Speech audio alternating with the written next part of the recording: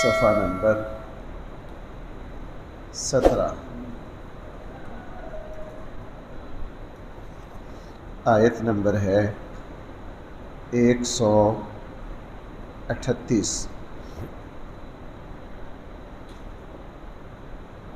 آیت نمبر ہے 138۔ بسم اللہ الرحمن الرحیم۔ الحمد للہ رب العالمین والصلاة والسلام علی سید الانبیاء والمرسلین وعلی آلہ واصحابہ اجمعین۔ اما بعد فاعوذ باللہ من الشیطان الرجیم، بسم اللہ الرحمن الرحیم۔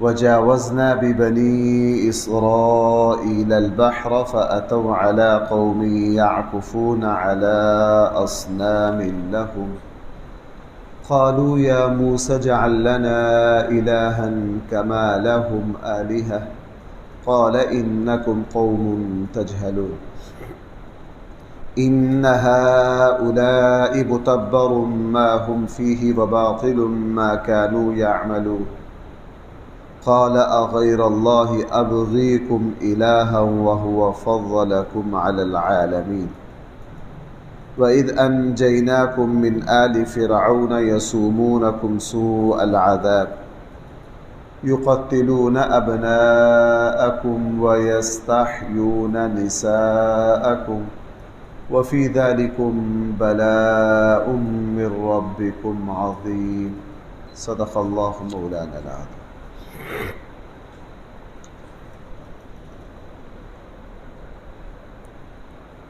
بات یہاں تک پہنچی تھی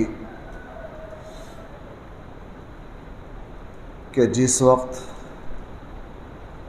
اللہ تعالی نے سیدنا موسیٰ کلیم اللہ علیہ السلام کے ذریعے فرعون اور اس کے ماننے والوں پر حجت کو تمام کر دیا اور تمام ذرائع اور طریقوں سے حق کو واضح کر دیا، ثابت کر دیا، اس کے باوجود فرعون اپنی ہٹ درمی پر اپنے طاقت کے نشے میں اسی طرح ڈوبا رہا اور وہ اللہ تعالیٰ کی بغاوت سے باز نہ آیا۔ پھر اللہ تعالیٰ کی طرف سے ان کو پکڑنے کا فیصلہ ہوا۔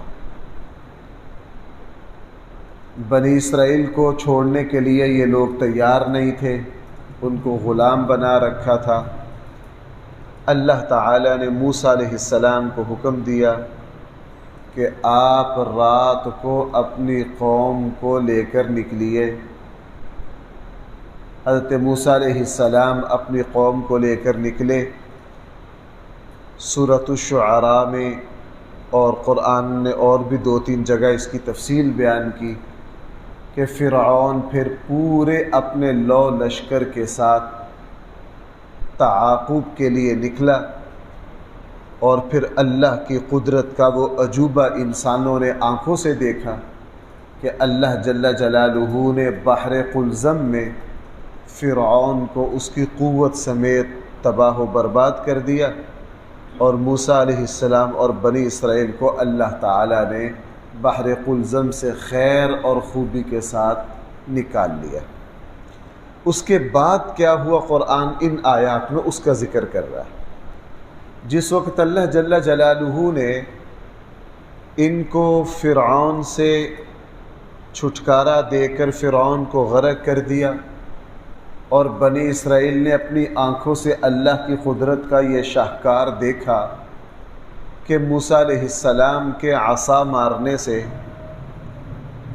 بحر قلزم میں 12 راستے بنے اور ہر قبیلہ اس سے گزرا، بحر قلزم کے کنارے پر پہنچا۔ فرعون جب اپنی فوجوں سمیت داخل ہوا سمندر میں تو پانی چل پڑا، اللہ نے ان کو صفحہ ہستی سے مٹا دیا۔ یہ سارا قدرت کا شاہکار دیکھنے کے بعد جب یہ فلسطین کے لیے چل پڑے تو انہوں نے ایک قوم کو دیکھا، بنی اسرائیل نے، کہ وہ قوم اپنے بتوں کے سامنے بیٹھ کر ادب سے عبادت کر رہی ہے۔ قرآن نے یعکفون علی اصنام لہم کے الفاظ استعمال کیے۔ اس کا معنی ہوتا ہے عظمت اور احترام کے ساتھ کسی معبود کے سامنے یا کسی جگہ بیٹھنا، جس طرح ہم نماز میں اتحیات میں یا نماز کی کیفیت میں ایک خاص ادب سے بیٹھتے ہیں، دیکھنے والا دیکھ کر سمجھ جاتا ہے کہ یہ بندہ نماز پڑھ رہا ہے۔ بنی اسرائیل نے کچھ لوگوں کو دیکھا، وہ اپنے بتوں کے سامنے یوں احترام سے بیٹھ کر عبادت کر رہے ہیں۔ انہوں نے عجیب فرمائش کی موسیٰ علیہ السلام سے کہ اے موسیٰ، جس طرح ان کو اپنے معبود نظر آ رہے ہیں، ہمارے لیے بھی کوئی مجسم خدا ہو، ہمارے لیے بھائی کیا ہو، کوئی مجسم خدا ہو جس کو ہم دیکھیں، اس کے سامنے بیٹھ کر ادب اور تعظیم بجا لائیں۔ آگے قرآن کے الفاظ سے یہ بات سمجھ میں آ رہی ہے، یہ عبادت تو کرنا چاہتے تھے بھائی اللہ کی، لیکن اس کی کوئی مجسم نشانی چاہتے تھے۔ جیسے نبی کریم صلی اللہ علیہ وسلم کے زمانے کے جو بت تھے، جو کافر تھے، وہ یہ کہا کرتے تھے کہ ہم عبادت تو کرتے ہیں اللہ کی، لیکن یہ جو بظاہر ہم بتوں کے سامنے سر جھکاتے ہیں، ان کو ذریعہ اور وسیلہ بناتے ہیں اللہ تعالیٰ کی عبادت کا۔ اس لیے انہوں نے فرمائش کی کہ ہمارا خدا ہمارے سامنے مجسم ہونا چاہیے، اور مسلمانوں کے علاوہ ساری قومیں جو ہیں انہوں نے کچھ نہ کچھ مجسم رکھا ہے، لیکن اللہ تعالیٰ کو یہ پسند نہیں ہے۔ اللہ تعالیٰ یہ چاہتے ہیں کہ مجھے میرا بندہ اپنی آنکھوں سے نہیں، اپنے وجدان سے دیکھے۔ بھائی میری بات سمجھیے ذرا، یہ ان آیات کا جو مرکزی نقطہ ہے وہ یہ ہے، انسان کیا چاہتا ہے؟ اللہ تعالیٰ کو بھائی کس سے دیکھے؟ مجسم شکل سے دیکھے، اپنی ان آنکھوں سے دیکھے، کسی نہ کسی تصویر سے دیکھے۔ اس لیے ہندو بھگوان کو مانتے ہیں، لیکن ہر ہندو کا اپنا اپنا بت ہے۔ وہ کہتے ہیں اس بت کے ذریعے میرا رابطہ رہتا ہے اللہ سے، میں اس بت کو دیکھتا ہوں۔ آپ سکھوں کو دیکھ لیجئے، سکھ بھی خدا کو مانتے، ایسا نہیں ہے، سکھ بھائی اللہ کو مانتے، لیکن وہ بھی کہتے ہیں کہ اپنی توجہ مرکوز کرنے کے لیے ہمیں اللہ کا کوئی ظاہری نمائندہ چاہیے۔ اللہ کا بھائی کیا چاہیے؟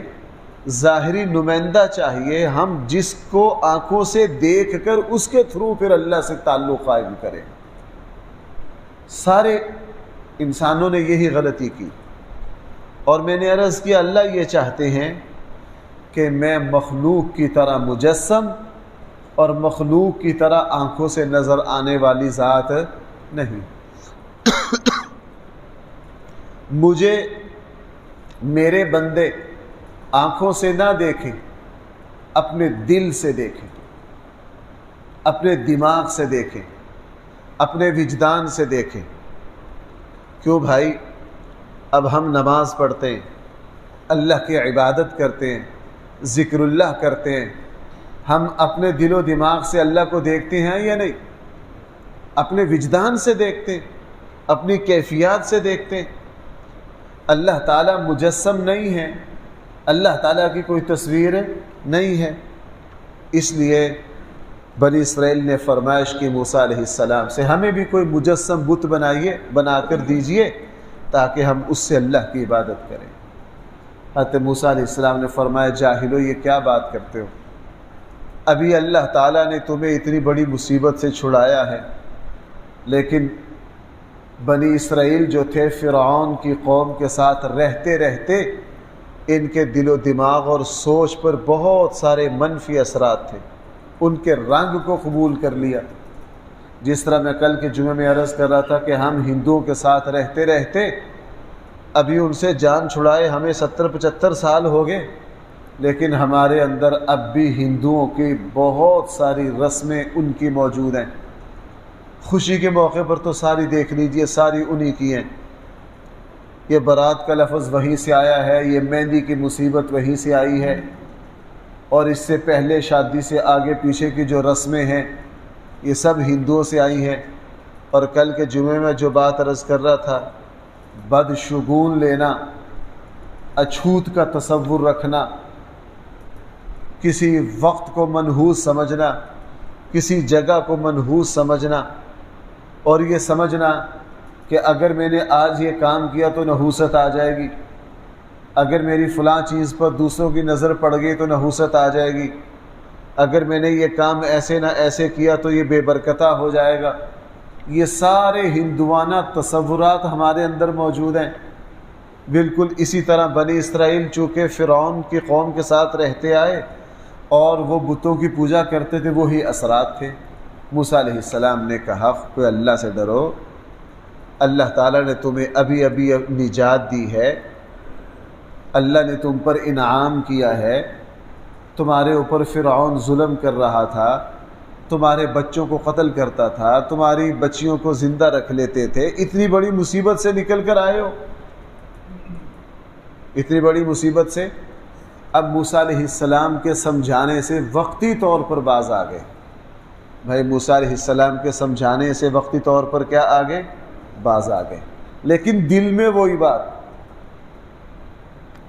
ظاہراً رک گئے لیکن دل میں وہی بات۔ موسیٰ علیہ السلام اللہ تعالیٰ کے پاس کوہ طور پر تشریف لے گئے انجیل لینے کے لیے، تورات لینے کے لیے، اور قرآن نے آگے اس کا ذکر کیا۔ موسیٰ علیہ السلام جب تورات لینے کے لیے گئے، انہوں نے ہی مطالبہ کیا تھا کہ آپ اپنے اللہ کے پاس جائیے اور کوئی کتاب لے کر آئیے تاکہ ہم اس پر کیا کریں؟ عمل کریں۔ موسیٰ علیہ السلام کوہ طور پر تشریف لے گئے، اور موسیٰ علیہ السلام نے قرآن یا فرمایا وَوَاعَدْنَا مُوسَىٰ 30 لَيْلَةً، ہم نے 30 راتوں کے لیے موسیٰ علیہ السلام کو بلایا۔ آپ کوہ طور پر 30 دنوں کے لیے آئیں، دن کو روزہ رکھیں، رات کو عبادت کریں، 30 دنوں کے بعد آپ کو کتاب دے دی جائے گی۔ جب 30 دن مکمل ہو گئے، اللہ تعالیٰ کی طرف سے حکم ملا کہ 40 پورے کرو۔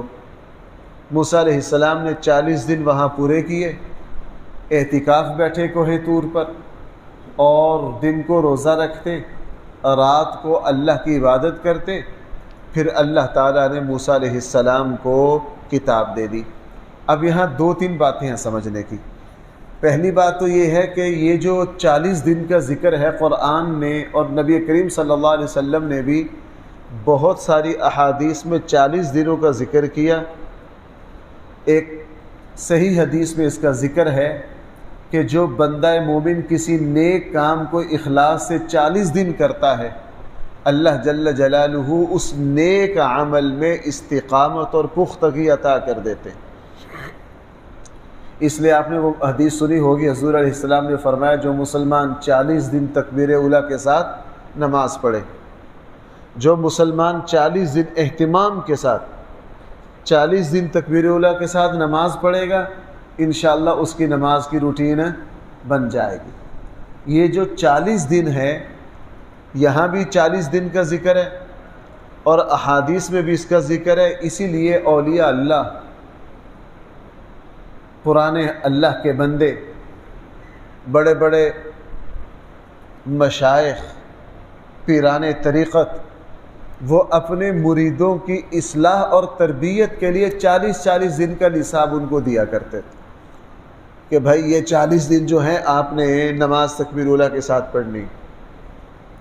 ایک چلہ پورا ہو گیا، پھر ان کو کہا کرتے بھائی آپ نے صبح کو یہ وظائف 40 دن پڑھنے۔ اس طرح مشق کیا کرتے تھے۔ حدیث یہ ہے کہ اتنا عرصہ کسی نیک عمل کو انجام دینے سے خود بخود اس کی عادت ہو جاتی ہے۔ بھئی ہمارے یہاں بھی ایک مہینے کا رمضان آتا ہے، کتنے عرصے کا بھائی؟ ایک مہینے کا۔ ایک مہینہ روزہ رکھنے سے، تہجد پڑھنے سے، آپ نے دیکھا کہ ایک مہینہ ہم رمضان کی عبادات کرتے ہیں تو اس کا اثر پورا سال رہتا ہے۔ 5-7 مہینے کے بعد پھر ہم تھوڑا سا زنگ آلودہ ہو جاتے ہیں، اور سال کے بعد بھائی پھر رمضان آ جاتا ہے، پھر ہم رمضان میں جلدی اٹھنے لگ جاتے ہیں، تہجد پڑھنے لگ جاتے ہیں، روزہ رکھتے ہیں، اس سے پھر وہ زنگ دور ہو جاتا ہے۔ تو اب وہیں آئیے جہاں جو بات میں عرض کر رہا تھا کہ موسیٰ علیہ السلام کے سمجھانے سے وقتی طور تو باز آ گئے۔ موسیٰ علیہ السلام جب کوہ طور پر تشریف لے گئے تو پیچھے سے جناب وہ جو سامری کا بچڑا تھا اس نے پھر ان کے سامنے ایک بت بنا کے رکھ دیا، اور ساری قوم پھر اس بت کی پوجا لگ گئی کرنی، بچڑے کی پوجا لگ گئی کرنے۔ اگلے رکوع میں اس کا ذکر آ رہا ہے۔ پھر اللہ تعالیٰ کی طرف سے ان پر بھی سزا آئی، اللہ نے پھر ان کو بھی پکڑا۔ جب بچڑے کی پوجا کی تو پھر جس طرح فرعونی غرق ہوا تھے، اللہ تعالیٰ نے پھر ان کو بھی ایک سخت ترین سزا دی، جس کا ذکر اگلے رکوع میں آ رہا ہے۔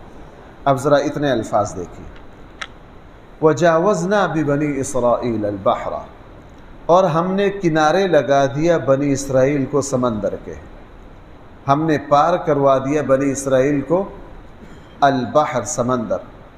فَأَتَوْا عَلَىٰ قَوْمٍ، پھر یہ لوگ ایک ایسی قوم کے پاس آئے، یعکفون علی اصنام لہم، جو ادب سے معتکف تھی اپنے بتوں پر۔ اسی لیے بھائی ذرا میری بات سمجھنا، مسلمان کو اٹھنے بیٹھنے میں کسی جگہ ایسی تعظیم کی اجازت نہیں ہے جس میں عبادت کی جھلک ہو۔ بھائی جس میں کیا ہو؟ عبادت کی جھلک ہو۔ سلام لینے میں جھک جانا، کسی کے سامنے یوں بیٹھنا جیسے اللہ کے سامنے بیٹھتے ہیں، کسی کے سامنے ایسے بیٹھنا جیسے کہاں بیٹھتے ہیں، اور کسی خاص جگہ کو۔ میں کچھ دن پہلے گجرانوالہ میں بغیر نام لیے بھی عرض کرتا ہوں، ایک مسجد میں نماز پڑھی، وہ ایک مشہور بزرگ کی قبر بھی ہے وہاں۔ اب میں نے یہ دیکھا کہ انہوں نے مسجد بہت اعلیٰ بنائی ہے، لیکن جہاں وہ بزرگ دفن ہے وہاں اتنا پیسہ خرچ کیا ہے کہ مسجد پر اتنا پیسہ خرچ نہیں کیا جتنا مسجد کے ساتھ۔ میں نماز پڑھ کے نکلا، میں نے وہاں کے جو ان کے معتقدین تھے ان کو دیکھا، نماز پڑھنے کے بعد وہ مزار میں داخل ہو رہے اور بڑے ادب سے کہ پشت نہ ہو جائے قبر کو۔ بھائی قبر کو کیا نہ ہو جائے؟ پشت نہ ہو جائے۔ نماز کے بعد وہاں حاضری لگوا کے اور بڑے خاص انداز سے قبر کو چھو کر اور پھر یوں نہیں کر رہے ہیں کہ ہماری پشت نہ ہو جائے۔ اب اللہ ان لوگوں سے پوچھے، یار ابھی تو اللہ کے سامنے جھک کر آئے ہو، ابھی تو اللہ کے سامنے جھک کر آئے ہو۔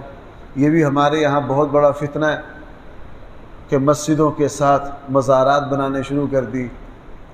حالانکہ شرعی حکم کیا ہے بھائی؟ عام قبرستان میں دفن کیا جائے، چونکہ یہیں سے شرک جنم لیتا ہے۔ دیکھیے قرآن نے فرمایا علی قوم، ایسی قوم کے پاس سے گزر ہوا، یعکفون علی اصنام لہم، جو اپنے بتوں پر چپکے بیٹھے تھے۔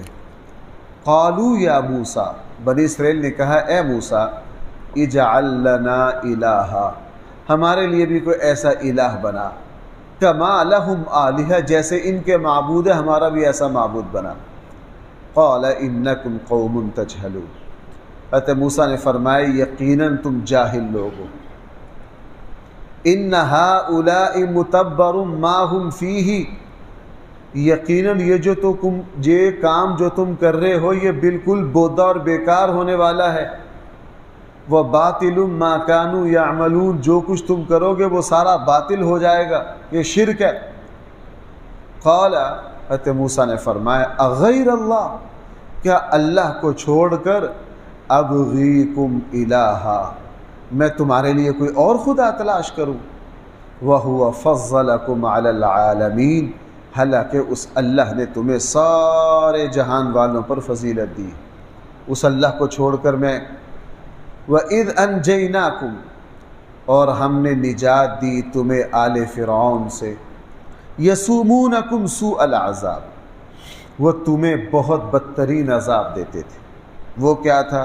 يُقَتِّلُونَ أَبْنَاءَكُمْ، وہ تمہارے بیٹوں کو قتل کر دیتے تھے، وَيَسْتَحْيُونَ نِسَاءَكُمْ، اور تمہاری عورتوں کو زندہ رکھتے تھے، وَفِي ذَلِكُمْ بَلَاءٌ، اور اس میں تمہارے لیے بہت بڑی مصیبت تھی تمہارے رب کی طرف سے، اللہ تعالیٰ کی طرف سے تم پر آزمائش آئی تھی تمہاری نالاکیوں کی وجہ سے۔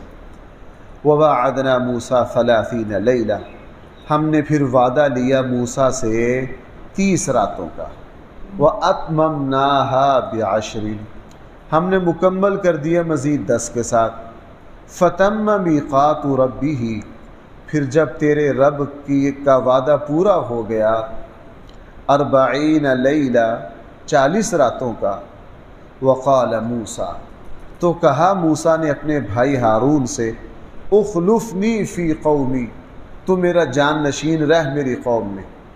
جس وقت کوہ طور پر جانے لگے تو حکم آیا کہ آپ اپنے بھائی کو اپنا نائب بنا کر آئیے، اس لیے نبی کریم صلی اللہ علیہ وسلم بھائی جب بھی کسی جنگ میں تشریف لے جاتے تو اپنا نائب بنا کر جاتے تھے۔ کبھی بھی ایسا نہیں ہوا کہ اللہ کے نبی مدینہ سے باہر کسی مہم پر تشریف لے گئے اور مدینہ میں کسی کو اپنا نائب نہ بنا کر گئے ہوں، کبھی بھی ایسا نہیں ہوا۔ وَأَصْلِحْ، اور لوگوں میں اصلاح کرتے رہنا، وَلَا تَتَّبِعْ سَبِيلَ الْمُفْسِدِينَ، اور فساد مچانے والوں کی اتباع نہ کرنا۔ وَلَمَّا جَاءَ مُوسَىٰ لِمِيقَاتِنَا، آگے پھر قرآن کریم نے وہ جو اللہ کے دیدار کا واقعہ ہے، پھر قرآن کریم نے اس کا تذکرہ کیا ہے، انشاءاللہ وہ کل کی آیات میں آئے گا۔ الحمدللہ رب العالمین، والصلاة والسلام علی سید الانبیاء والمرسلین وعلی آلہ واصحابہ اجمعین۔